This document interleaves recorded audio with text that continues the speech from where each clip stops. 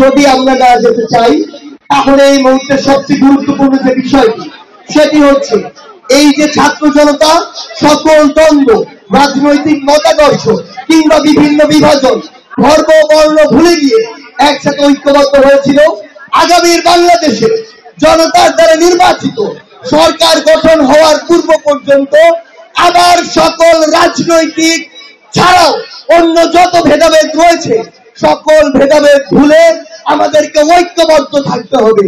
আমরা কি ঐক্যবদ্ধ থাকতে প্রস্তুত? বিশ্বমানের থার্মিক্স রড, সালাম স্টিল থার্মিক্স, দেশের একমাত্র থার্মিক্স রড।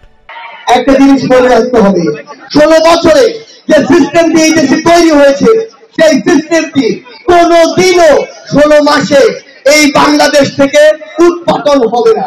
সেই জায়গায় আমরা হয়তো প্রথম স্তরটি কাজ শুরু করেছি, ওই প্রথম স্তরের পরে হয়তো দ্বিতীয় স্তরে কাজ শুরু হবে, এইভাবে ধাপে ধাপে একদম সর্বশেষ স্তরে এই সংস্কারটি হতে সময় লাগবে। সেটি হওয়ার পূর্ব পর্যন্ত আমাদের সবাইকে ওই একটি জায়গায় ঐক্যবদ্ধ থাকতে হবে, সেটি হচ্ছে যে কোনো ফ্যাসিস্টের বিরুদ্ধে আমাদের ঐক্যবদ্ধ থাকতে হবে।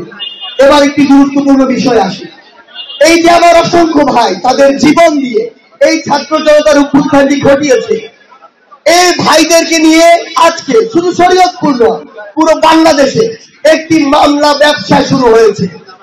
যেই ব্যবসাতে আমরা দেখতে পাই অসংখ্য অপরাধীকে যেমন সেই মামলায় আসামি হিসেবে রাখা হয়, কিছু কিছু নিরপরাধ মানুষকেও ওই মামলায় নামটি দেওয়া হয়।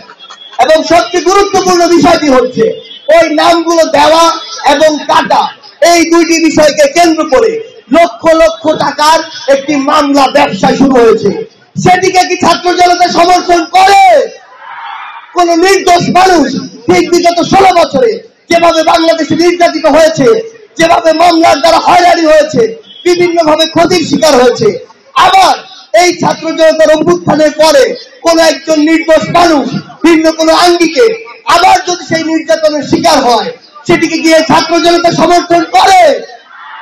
আমরা চাই সকল নির্দোষ মানুষ তার পূর্ণ স্বাধীনতা নিয়ে শুধু শরীয়তপুর নয় বরং পুরো বাংলাদেশে তার যে বিচরণটি সেই বিচরণটি করুন।